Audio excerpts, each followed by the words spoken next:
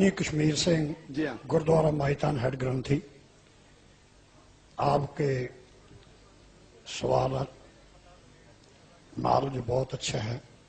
मेरा एक आपके धर्म के बारे में परमंती है कि आपका धर्म हमारा धर्म शब्द का पुजारी है। आप कुरान को, हम गुरु ग्रंथ साहब को शब्द को मानते हैं और आपके ही धर्म में कुछ एक मूर्ति पूजा का भी जो विधान है नहीं है, परंतु कुछ एक आदमी ये मूर्ति नहीं बनाई कि उसकी कब्र के रूप में जो है मजार के रूप में उसको मान्यता दे दी। आप मूर्ति खड़ी पूज लो और पड़ी पूज लो, तो एक बात ही है, क्या ये जो है धर्म के उल्ट नहीं है? इस बारे आप रोशनी पाएंगे। भाई साहब ने अच्छा सवाल पूछा।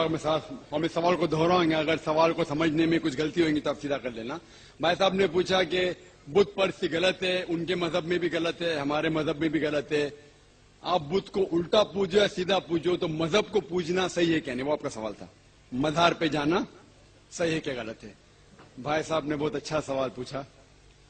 इसीलिए मैं कहता हूं कि इस्लाम को जानने के लिए मुसलमान को मत देखो, कुरान और हदीस को देखो। कुरान में कहीं भी नहीं लिखा हुआ है कि मजार बनाओ। यहां तक कि अल्लाह के रसूल मोहम्मद सल्लल्लाहु अलैहि वसल्लम ने कहा कि कोई भी कब्र पक्की नहीं होना चाहिए, अगर पक्की है तो उसको जमीन से नष्ट करना चाहिए।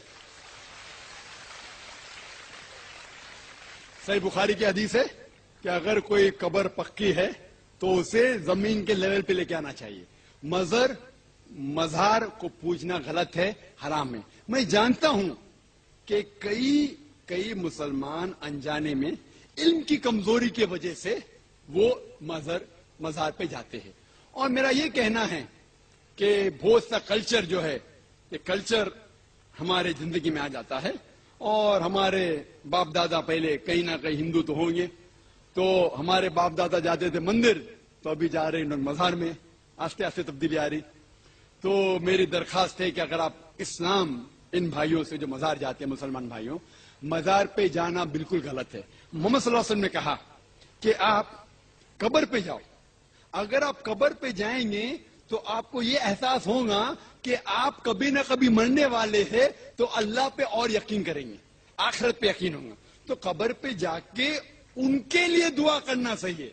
जो आदमी मर चुका है उनके लिए दुआ करो, उनको दुआ नहीं कर सकते। You can pray for them, not to them. मतलब उनके लिए दुआ कर सकते, उनको दुआ नहीं कर सकते। आप समझ रहे? वो बेचारा शख्स मर गया है, अच्छा शख्स था, उसके लिए दुआ कर सकते, अल्लाह उसे जन्नत फिरदौस दे, उन्हें नियामत दे, उन्हें माफ करे, वो तक ठीक है। लेकिन जाके ये बोले कि मेरे एग्जामिनेशन में मेरे नंबर कम है, तो बाबा नंबर अच्छे कर लो, ये बिल्कुल हराम है। शिफा, कुरान मजीद में कम से कम 25 आयतें हैं जिसमें लिखा है शिफा। शिफा मतलब सिफारिश, वसीला हराम है। 2 आयत में लिखा हुआ है सिर्फ उनको इजाजत है जो अल्लाह ताला आखिरत में उनको इजाजत देंगे, मोहम्मद सल्लल्लाहु अलैहि वसल्लम आखिरत में। आज की तारीख में हम मोहम्मद सल्लल्लाहु अलैहि वसल्लम से भी नहीं मान सकते।